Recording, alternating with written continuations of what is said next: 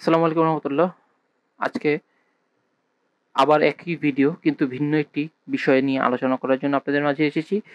এই বিষয়টি হচ্ছে ইয়ামাহা ভার্সন 4 কোন বিষয়ে দেখলে এবং আপডেট করলে মানুষের কাছে গ্রহণযোগ্যতা এবং অবশ্যই মানুষ পছন্দ করত। ইয়ামাহা অবশ্যই একটি ভালো বাইক ব্র্যান্ড। আমি এজ এ বাইকার হিসেবে এবং বাইক লাভার হিসেবে ইয়ামাহা কোম্পানিকে যথেষ্ট পরিমাণ পছন্দ করি এবং ভালোবাসি। কিন্তু তাই বলে ইয়ামাহা বাংলাদেশে যার মাধ্যমে যেমন এসিআই কোম্পানি যার মাধ্যমে এই বাইকগুলো আনছে তারা বাংলাদেশের মানুষের সাথে এবং বাঙালির সাথে বরাবরই বাটপারি করে আসছে। বাটপারি করার অন্যতম কারণ হচ্ছে যে তারা একই মডেল বারবার লঞ্চ করছে। তারা একই মডেল বহুদিন ধরে চালাচ্ছে। তার চেয়ে বড় বিষয় হচ্ছে যে তারা একটি মডেলের দাম অতিরিক্ত দাম রাখছে। একই মডেল অন্যান্য কোম্পানিও চালাচ্ছে। কিন্তু একই মডেলের এই মডেলগুলোর দাম যেমন দাম হওয়া উচিত তেমন দাম নয়। তার থেকে ৩০ থেকে ৪০,০০০ টাকা বেশি।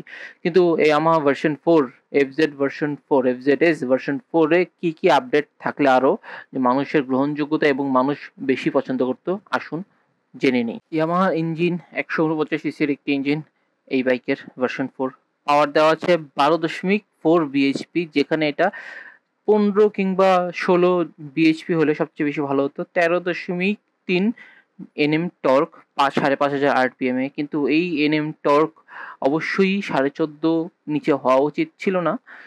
এই বাইকের ট্র্যাকশন কন্ট্রোল দেওয়া হয়েছে, কিন্তু ট্র্যাকশন কন্ট্রোল যদি পাওয়ারই না থাকে আপনি ট্র্যাকশন কন্ট্রোল দিয়ে কি করবেন? এই বাইকের ট্র্যাকশন কন্ট্রোলের সাথে অ্যাসিস্ট স্লিপার ক্লাচটিও জরুরি ছিল, যার মাধ্যমে একটি প্রপার ব্রেকিং এবং গিয়ার শিফটিং এর একটি অনুভূতি পেত। এগুলো না দেওয়ার কারণে এবং বাংলাদেশের অতিরিক্ত প্রাইস রাখার কারণে আমার কাছে বাইকটি ভ্যালু ফর মানি মনে হয়নি। সামনে ইউএসডি সাসপেনশন প্রয়োজন ছিল। ইউএসডি সাসপেনশন না থাকলেও অবশ্যই একটি পাওয়ার প্রডিউস একটা বাইক প্রয়োজন ছিল, যা দিতে পারেনি। এই হচ্ছে যে ব্যাপার। আপনাদের কি মতামত সেটি আমাকে জানাবেন। এবং আমি চাই যে বাংলাদেশের বাইকিং কমিউনিটি আরো ভালো হোক, আরো স্ট্রং হোক এবং ওভার প্রাইসড প্রত্যেকটা বাইককে বাংলাদেশের মানুষ এবং বাইক লাভাররা বয়কট করুক।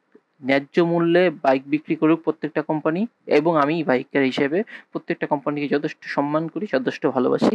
তাই বলে অতিরিক্ত দাম অবশ্যই গ্রহণযোগ্য নয়। ধন্যবাদ। আজকের মতো এই পর্যন্তই। ভিডিও ভালো লাগলে লাইক দিবেন এবং সাবস্ক্রাইব করবেন। আল্লাহ হাফেজ।